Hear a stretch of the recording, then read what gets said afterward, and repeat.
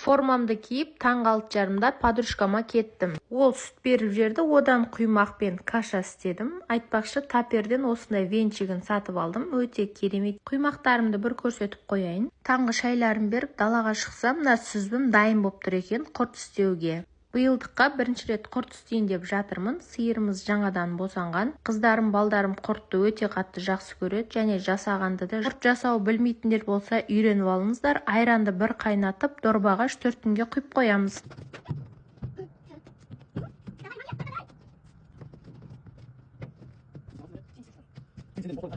Құрт жайып болғанымша ақ келін кірлерді жуып қойыпты. Оларды жайып шықтым. Күн шығып, күшті болып тұр екен.